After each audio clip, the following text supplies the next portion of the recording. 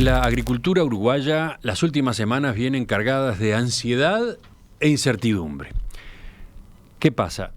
El momento es muy bueno en los mercados internacionales, los precios de los granos alcanzan los valores más altos de los últimos años. Habría que aprovechar esta coyuntura para plantar grandes extensiones de maíz y de soja, porque de ese modo se podría compensar números rojos o magros de los negocios de las temporadas anteriores. Pero la falta de agua en los suelos obliga a frenar esos impulsos. No se puede correr el riesgo de terminar la zafra con pérdidas importantes.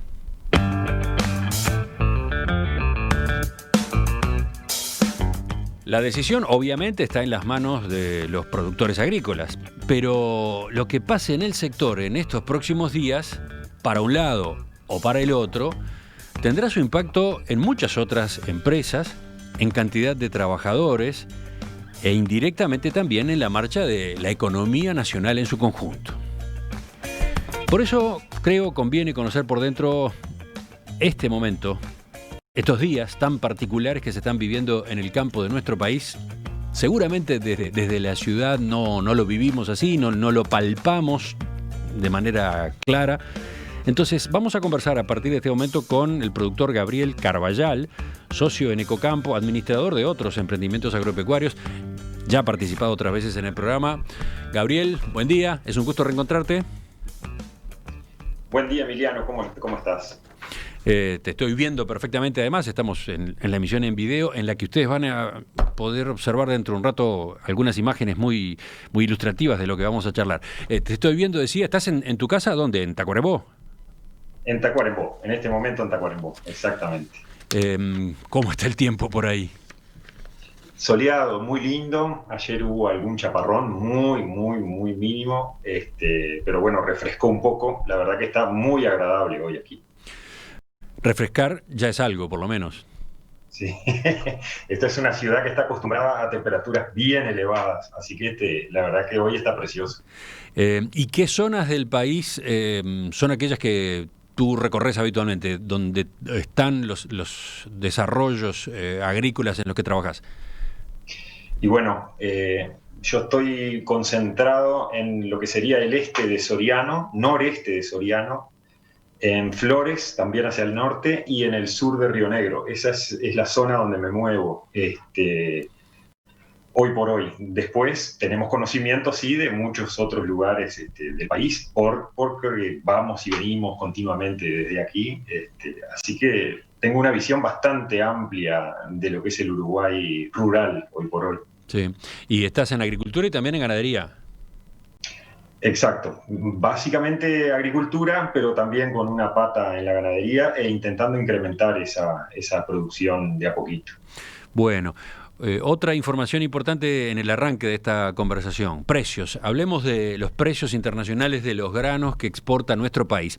Hace unos días, el 16 de octubre, acá en el análisis económico, Florencia Carriquiri de Exante decía que en algunos casos se están alcanzando valores que no veíamos desde hace varios años. ¿Eso ha continuado? Sí. Es una tendencia que arrancó hace 3-4 meses de la mano de una actualización de los valores de producción norteamericanos. Estados Unidos tuvo una muy buena cosecha este año, pero no fue una cosecha excelente como se necesitaba.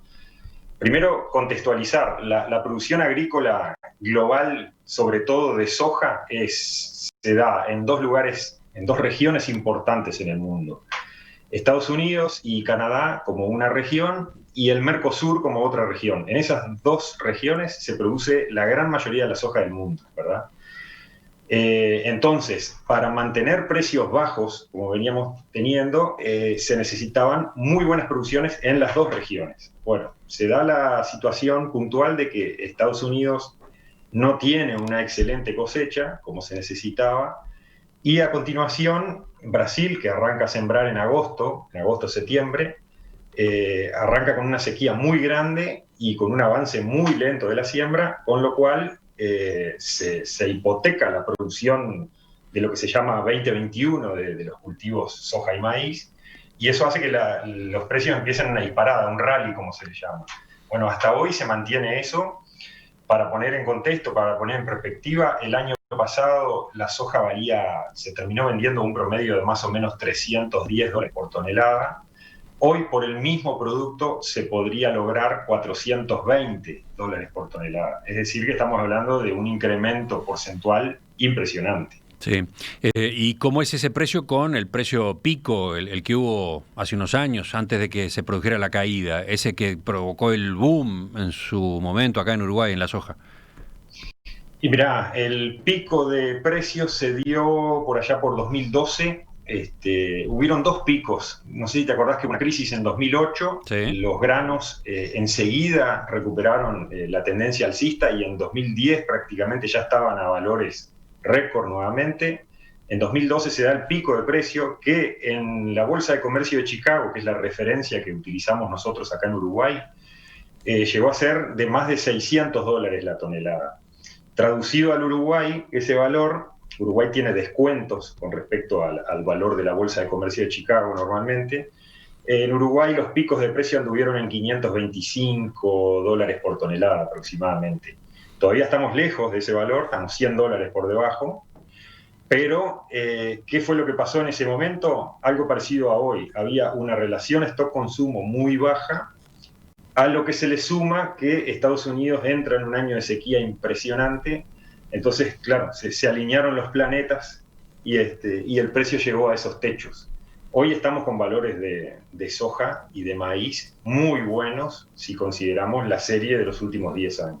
Y además habría que agregar el tipo de cambio, ¿no? La evolución del tipo de cambio. Decía Florencia, más allá de que el dólar se ha mantenido estable en los últimos meses, es claro que en los últimos 2 años hemos visto una suba del tipo de cambio significativa que se ha traducido en una baja importante de los costos de producción medidos en dólares. Eso también juega. Exactamente. Puntualmente para el productor uruguayo, el impacto de los últimos 18 meses de suba del dólar ha sido importantísimo. Siempre tenemos que tener en claro que en los últimos 10 años el dólar ha perdido valor igual, ¿no? Más allá de que acá en Uruguay el tipo de cambio favorezca con respecto al peso, el dólar se va devaluando en el correr del tiempo, entonces probablemente estos $420 de hoy sean menos que $420 en 2010. ¿Verdad? Estamos de acuerdo con eso. Pero igual, el impacto puntual, positivo, los valores después se acomodan. Es decir, cuando hay una trepada del valor del dólar con respecto al peso, el impacto es en los siguientes 6, 8, 10 meses. Y después el valor de las tarifas, el valor del combustible, el valor de esas cosas, normalmente se acomodan.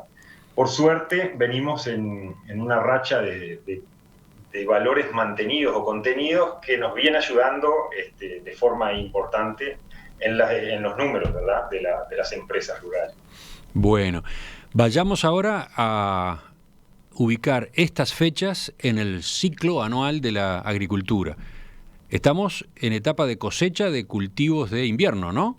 Trigo, cebada, canola, avena, cultivos forrajeros, entre otros. ¿Qué resultados se han ido obteniendo?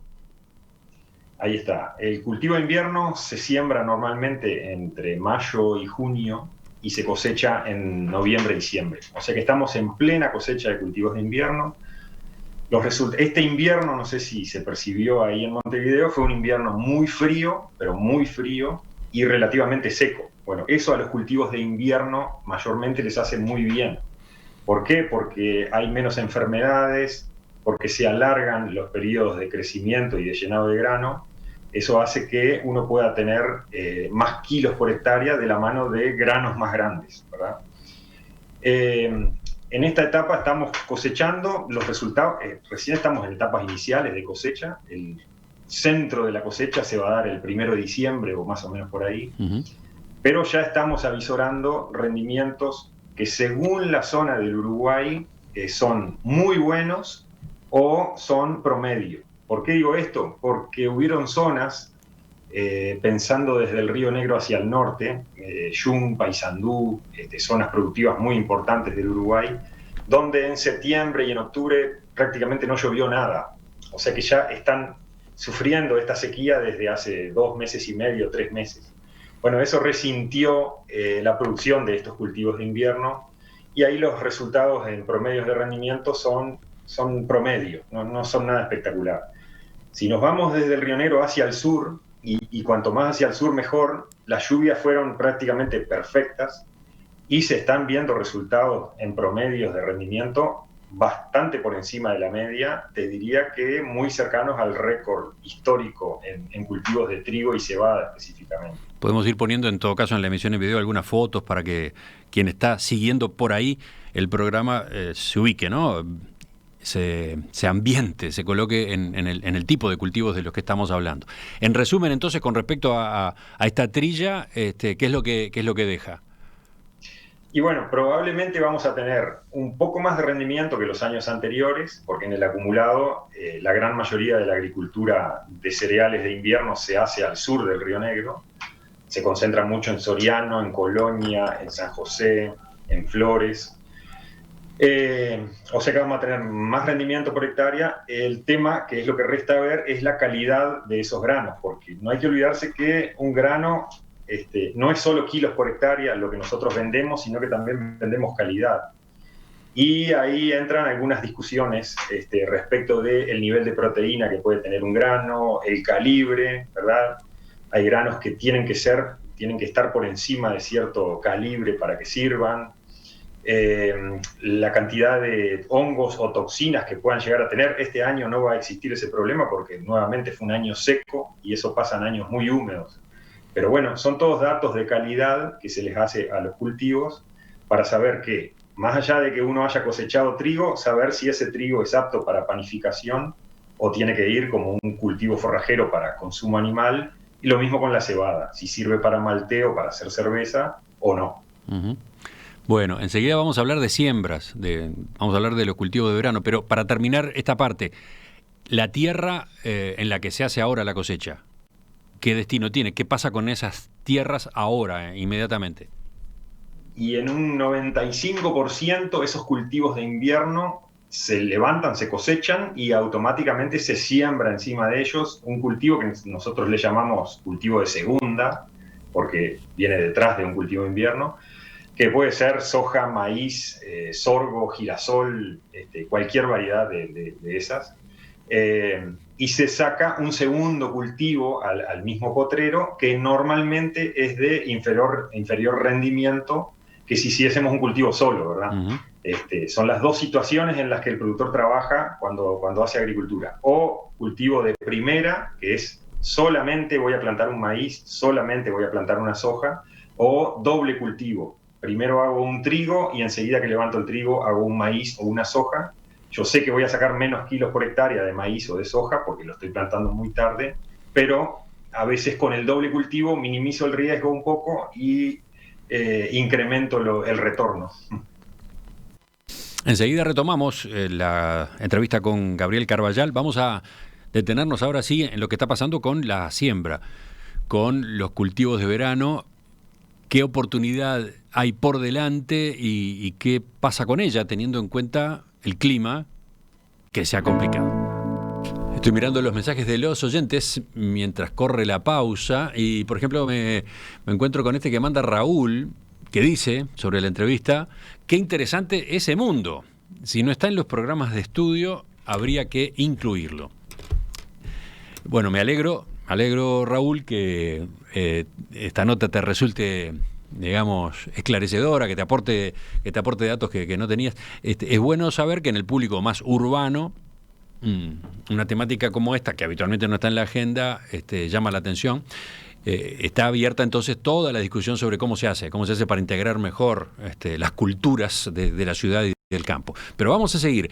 Estamos centrándonos en este momento tan particular, en este dilema que se vive sobre todo en la agricultura por estos días, ante la oportunidad pero muy auspiciosa que implican los precios de los granos que exporta nuestro país, la soja y el maíz, pero el riesgo que también está de por medio si se planta lo que podría plantarse, grandes volúmenes, y resulta que después el agua no es suficiente y entonces lo que hay es una gran pérdida. Estamos conversando con Gabriel Carballal, 46 años, técnico agropecuario, egresado de la Universidad de la Empresa, productor agrícola y ganadero. Gabriel, hablábamos hace unos minutos entonces, bueno, de cómo están los precios en los mercados internacionales. Hablábamos de la cosecha de cultivos de invierno, trigo, cebada, canola, avena, entre otros. Y decíamos, bueno, ahora corre también la siembra de los cultivos de verano, noviembre y diciembre. A estas alturas, en este momento que estamos del mes de noviembre, ya debería haber avanzado mucho más este trabajo, ¿no? Creo que se ha sembrado apenas el 20%. Contanos a propósito de esa situación. Ahí está. Normalmente la siembra de cultivos de verano arranca, la siembra del cultivo de soja, vamos a enfocarnos un poquito en ese, que es el que hoy está más resentido. Arranca los últimos días de octubre, por allá por el 20 de octubre, dependiendo de la latitud en que uno se encuentre, más hacia el norte se puede arrancar un poquito antes, y debería de culminar la siembra de cultivos de primera, las que no van detrás de los cultivos de invierno, por ahí por el 30 de noviembre, ¿verdad? 1 de diciembre. Esa sería la fecha que consideramos óptima de siembra. Bueno, hoy estamos bien avanzado en noviembre y llevamos muy diferentes según regiones, porque hay regiones donde prácticamente no se ha sembrado y otras donde se ha avanzado un poco más, pero no mucho más del 20-25% del área de siembra, cuando deberíamos andar en el 60-70% del área ya implantada al día de hoy. Eso hoy todavía no es es una luz amarilla, ¿verdad? No es que haya pasado nada grave, pero es una luz amarilla porque a medida que vamos atrasando la fecha de siembra del punto neurálgico, del punto medio, que vendría a ser 15 de noviembre, empezamos a perder potencial de rendimiento en kilos por hectárea. Así que ¿y qué es lo que pasa? La ansiedad crece, ¿verdad? La ansiedad crece porque hay una oportunidad muy interesante por delante, como lo veíamos. ¿Qué pasa? ¿El problema es el déficit hídrico? ¿Exactamente es ese? Exactamente. Bueno, al productor le gusta sembrar con humedad en el suelo, cosa de que uno va a siembra, donde la sembradora puede hacer la labor física de sembrar de forma correcta, y a los 5, 6, 7 días el cultivo emerge, germina, nace y se arma y se termina el problema. Hoy se dan algunos casos de productores que están sembrando, porque yo he hecho algún área también, en seco. ¿Qué quiere decir? Estamos colocando la semilla en el suelo, nada más. Ahora precisamos de que venga una lluvia, que sea una lluvia importante, no puede ser una lluvia de 5 milímetros, para que esa semilla germine y continúe su recorrido. Eso es redoblar la apuesta. Uh-huh. Eso es redoblar la apuesta. ¿Y qué pasa? ¿Cuál es el panorama que tenemos en cuanto a falta de agua? Tú nos acercabas a algunos mapas que creo que son muy interesantes, muy gráficos, ¿no? Sí. El panorama hoy, como bien sabemos, es que hay déficit en prácticamente todo el país, con algunas regiones, específicamente esa que dije, entre Yun y Paysandú, entre la ciudad de Yun y la ciudad de Paysandú, ahí estaría el foco principal. Después Ruta 26 rumbo a Tacuarembó también. Y hacia el sur no es tan grave, pero para que te hagas una idea, en uno hay 10% del agua disponible y en el otro hay el 20%, cuando tendría que haber 80%. A ver, vamos a poner Sí. en la emisión en video el mapa de cómo están las cosas ahora, en noviembre de 2020. Este es un mapa de línea, ¿no? Sí, ese es un mapa de GRAS de INEA. Ese mapa incluso ya está viejo porque es de hace 10 días. Probablemente si vemos un mapa de hoy está peor que ese todavía. A ver, para los oyentes que están siguiéndonos por radio, es un mapa en el que las manchas verdes son muy pocas, ¿no? Contanos a propósito de lo que significan esos colores, porque estamos viendo colores marrones, naranjas, no sé, beige claro. ¿Cómo es eso? Bueno, cuanto más rojo, peor. Esa vendría a ser un poco el resumen. Si uno mira, yo mandé además de ese mapa, el mapa de 2019 para poder contextualizar. Sí, vamos a ponerlo también. Ahí está. Si uno mira el mapa en comparación, se va a dar cuenta de que el Uruguay está marrón hoy. Salvo algún rinconcito hacia el este y hacia el norte, el resto del Uruguay está marrón. Ahora estamos viendo el mapa del año pasado. Ahí está. Y ese mapa es mucho más verde. Casi todo verde. Exactamente. El año pasado tuvimos una siembra casi perfecta. No hubo problemas en la implantación. Después sí se plantó una especie de seca en algunas regiones más, en otras menos, hacia febrero, ¿verdad? Que es el momento en que los cultivos están llenando el grano. Entonces afectó bastante, sobre todo en algunas regiones, al rendimiento. Hoy estamos muy mal desde el arranque, que eso es lo que más nerviosos nos pone como productores, porque en realidad, como bien decías tú, hay muy buenas oportunidades para hacer muy buenos negocios y no nos estamos animando a encararlas, no estamos animándonos a vender soja hoy o maíz, ningún cultivo. Sí, estaría bueno poner algunas fotos incluso de cómo está la tierra, cómo se la están encontrando ustedes en algunos de esos lugares que aparecían en el mapa. Acá, por ejemplo, vemos una en la que, bueno, hay no sé, una pierna de una persona, su zapato, en fin, un calzado, y al lado de ese zapato una grieta ancha, ¿no? ¿Qué significa eso? Esa es la grieta que conocemos nosotros. Esa es la grieta de verdad. Allí es una grieta en la que entra un dedo cómodamente, ¿no? Sí, tenés algunas donde te entra el brazo entero.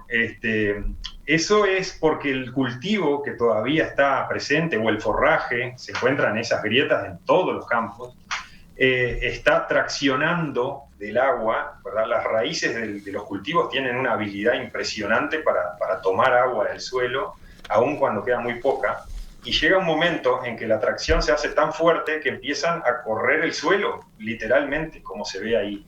Entonces, se ven esas situaciones que son impresionantes, pero que son muy comunes en estos momentos de sequía, que son las plantas cinchando el suelo para tratar de sacarles toda el agua disponible.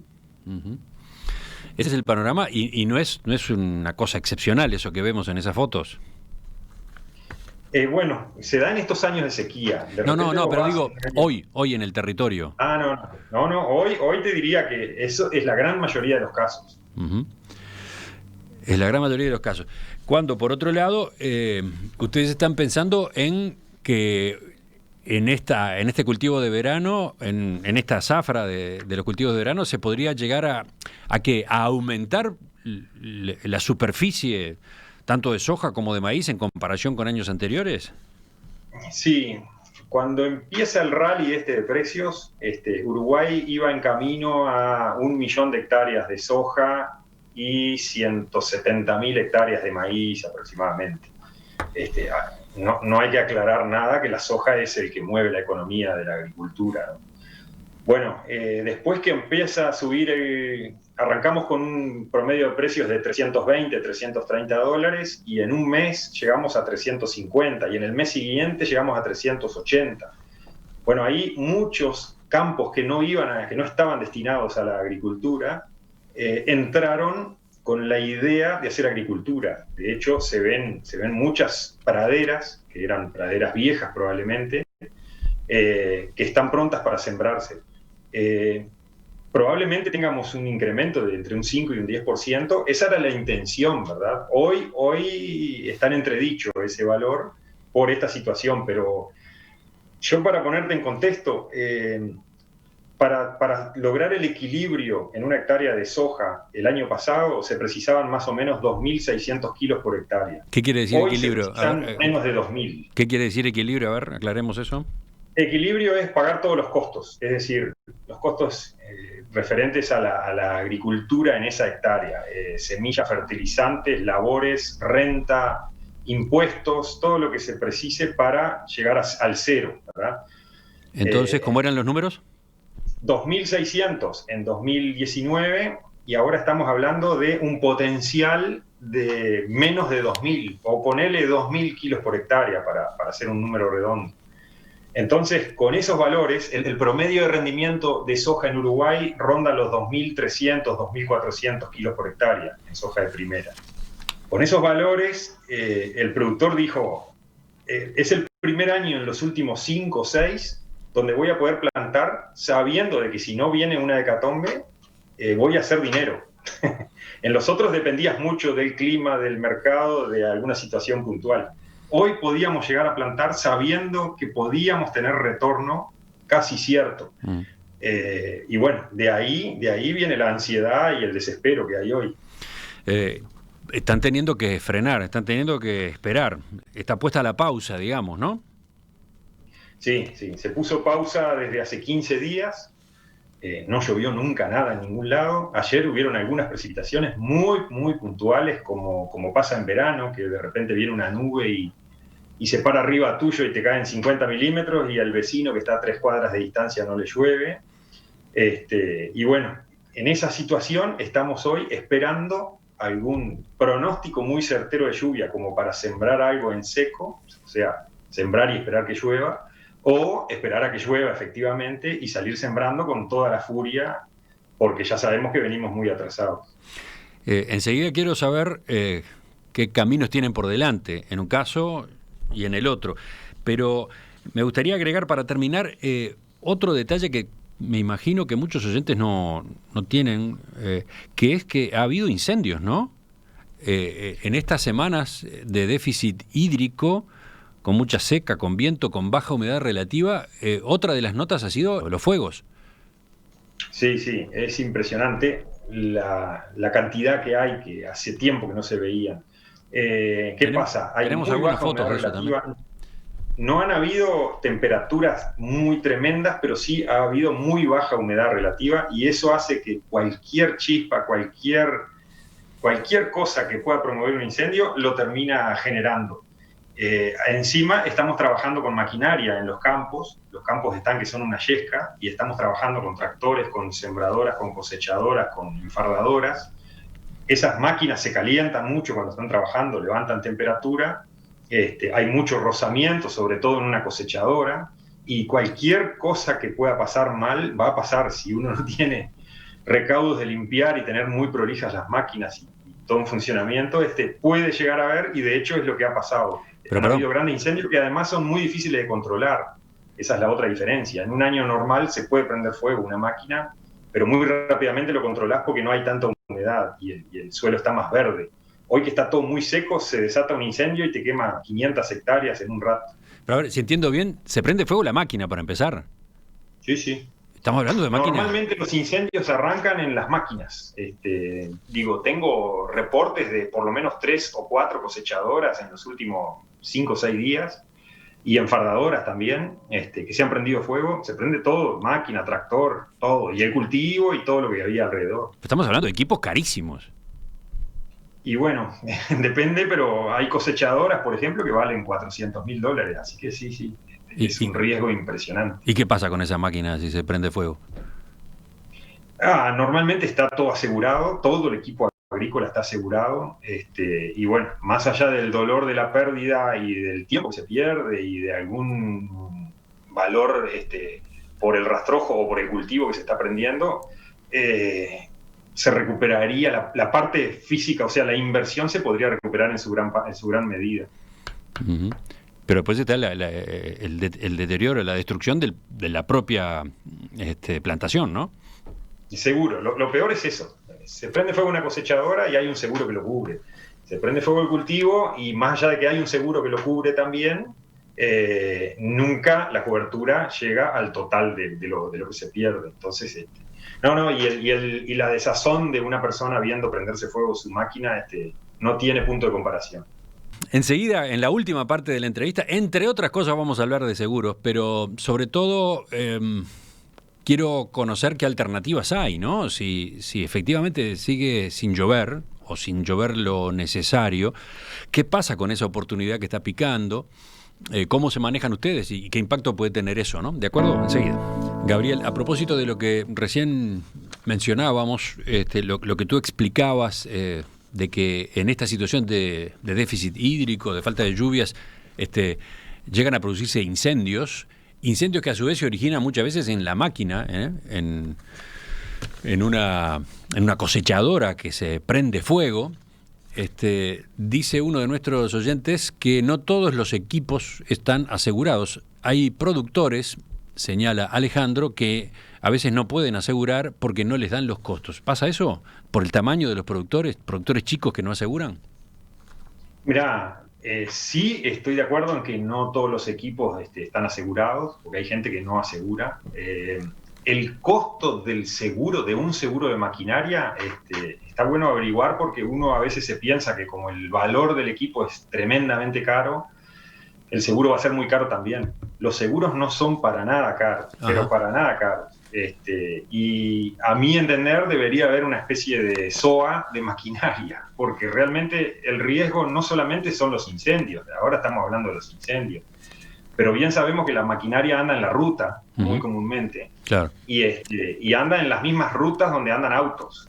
Entonces, a mi entender, debería haber algún tipo de seguro obligatorio para maquinaria, porque bueno, a nadie le sirve perder un equipo y después darse cuenta que no lo había asegurado porque pensó que era caro o porque el seguro no servía. Anotamos. La realidad es así.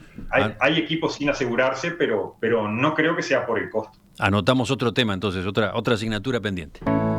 Volvemos entonces con Gabriel Carballal al punto al punto crítico en el que está la agricultura uruguaya en estos días, en estas semanas, con la tentación enorme de sembrar y sembrar más que en años anteriores, soja y maíz, porque los precios internacionales son muy buenos y permitirían incluso descontar años de negocios en rojo o de negocios con resultados muy magros, pero falta agua, y como falta agua, por ahora es peligroso dar el paso. ¿Qué ocurre? ¿Qué ocurre si se largan a sembrar y después no llueve suficiente? ¿Cuál puede ser la consecuencia, Gabriel?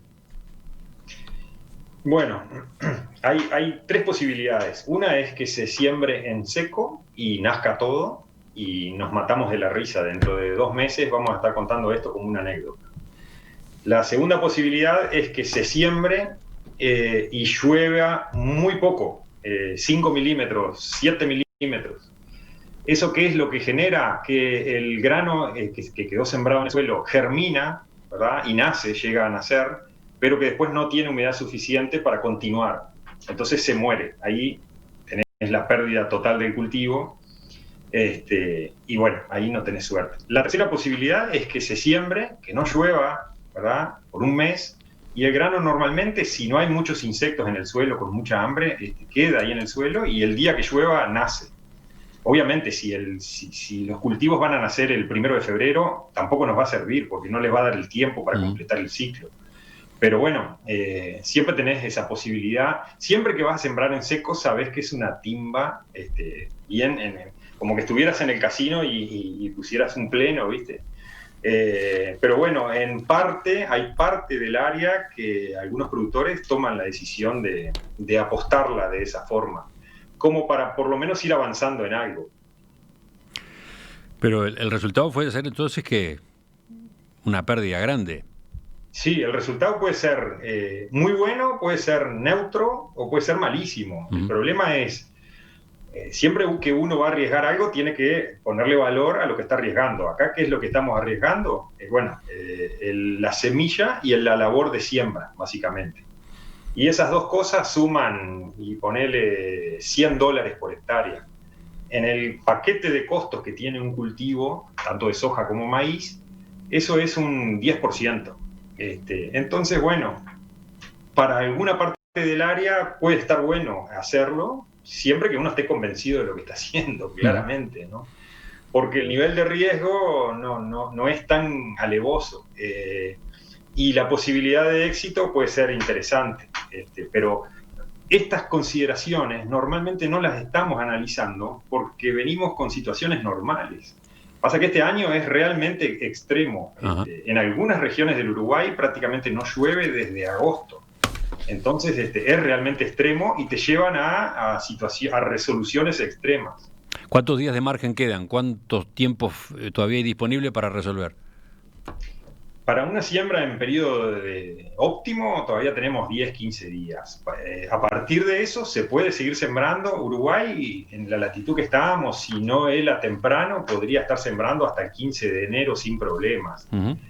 El tema es que a partir del 5 o 10 de diciembre en adelante ya estamos perdiendo rendimiento cada día que se atrasa. Hay una cuenta que está hecha que es de 25 kilos por hectárea por cada día que se atrasa. O sea que si vos te atrasás 10 días, perdés 250 kilos de potencial. En un cultivo que rinde 2.000, 2.300, es un 10% generoso. Y yo quiero subrayar acá lo que hemos dicho otras veces, ¿no? Obviamente los principales interesados en resolver este dilema son ustedes, los productores, los que invierten y corren un riesgo. Pero el efecto cadena es muy grande, ¿no? Yo que sé, pienso nada más que en camiones para el transporte de lo que después se coseche, ¿no? Una cosa es una buena cosecha, otra cosa es una cosecha que se frustró, que quedó por el camino, que no tuvo los rendimientos que se esperaban, etcétera, ¿no? ¿Cómo ves esa otra parte, el efecto multiplicador? Y bueno, dicen que el sector agropecuario multiplica por 6 cada dólar que genera, ¿verdad? No sé si ese número es exacto o anda por ahí o cómo es, pero lo que es una realidad es que eso que decís tú es totalmente cierto. El productor no cosecha, bueno, perfecto. Ahí tenés un problema puntual del productor, pero eso empieza después a derramarse hacia el camionero que no hace un flete, el peaje que no le va a cobrar a ese camión, la estación de servicio que no le va a vender combustible a ese camión, el almacén que no le va a vender a nadie. Entonces, el sector rural, el interior del Uruguay, llamémosle así, depende muchísimo de la evolución y de la performance que tiene el sector agropecuario. No es solamente la agricultura. No hay que olvidarse que esta sequía a la ganadería también le está afectando muchísimo. De hecho, ha habido una caída de precio del ganado gordo, de la mano de que hay muchísima oferta de animales, porque hay gente que se está quedando sin pasto o hay productores que están viendo que se pueden quedar sin pasto y quieren vender, quieren bajar los stocks. Bueno, eso a la economía local le hace un mal enorme, y ni que hablar a la economía del país. El país deja de recibir dólares por culpa de eso, vía impuestos, vía exportaciones, vía lo que sea, aranceles. El efecto es importantísimo. Eso es lo que hoy está planteado. Este cruce de caminos es el que hoy pauta buena parte de las decisiones que están pendientes en el interior, en el campo, hoy en esta entrevista en particular, en la agricultura. Entonces, voy para terminar, Gabriel, a una pregunta que obviamente yo podía tener anotada acá, pero que ha llegado de varios oyentes. ¿No hay alternativas? ¿La única solución es quedarse esperando, mirando para arriba, a ver si llueve o no llueve? Por ejemplo, pregunta Jorge, ¿por qué no se actúa sobre los cauces de las corrientes de agua para regular y almacenar agua que después se pueda aprovechar en situaciones como esta? Otros preguntan por seguros que permitan tirarse efectivamente, invertir, plantar y bueno, y si después hay contingencias negativas, compensar por ese lado. Bien, vamos a apuntarle al tema riego primero, que es un tema recurrente que cada año seco sale a flote. El Uruguay, primero que nada, para contextualizar, tiene su agricultura en un 60% en manos de arrendatarios. ¿Esto qué quiere decir? Que los que hacen los cultivos, los que plantan, los que pulverizan, los que cosechan, no son dueños de la tierra, ¿verdad? Son arrendatarios, arriendan el campo y plantan ahí. Entonces, meterse en una inversión descomunal, como es la inversión para un riego, en un campo ajeno no es una alternativa. Entonces, al 60% del problema lo tenemos que sacar para afuera por ese lado, no es una alternativa ahí.